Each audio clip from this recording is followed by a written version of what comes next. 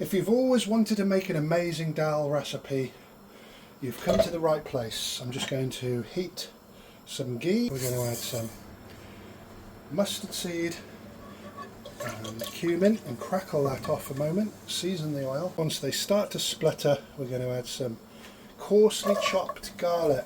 Plenty of it as well. We need to roast this garlic on a nice slow and low flame until it develops a little colour, and to that we're going to add some fresh curry leaves.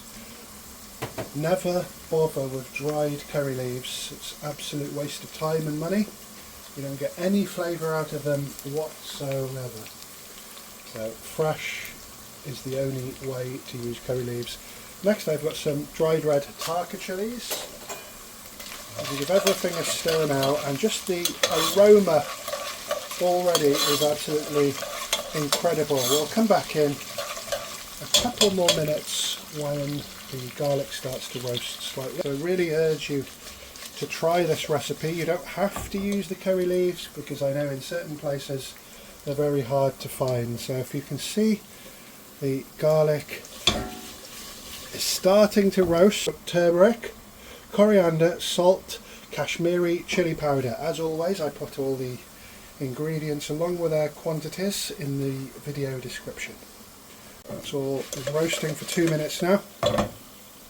So although they're the easiest to cook, I'm using some of these orange lentils. I have still soaked them overnight.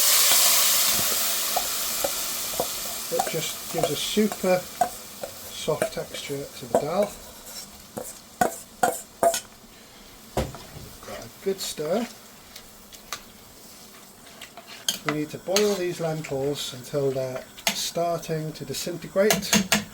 We've got some garam pani here, some hot water. When your dal comes to the boil, you're going to see this froth appear on the top. You don't have to skim it off, it's totally harmless, doesn't impair the taste. All it is molecules of protein separating from the lentils. It can be stirred in at the end, as you'll see. That was boiling for around 20 minutes until it absorbed all the water. So if it absorbs all the water, it's really important to put the right amount of water in. The correct amount of water is in the video description. Now it's just a case of taking it off the heat and giving it a really good stir. You want to make sure everything's nice and soft and stirred in, and check for salt at this level as well. Excuse fingers, needs a little bit more salt. And right at the last stage I'm adding some tamarind paste, give a nice tangy flavour. So make sure that's really well stirred in, it doesn't need cooking through. So that's our time to relax a little. Let's serve.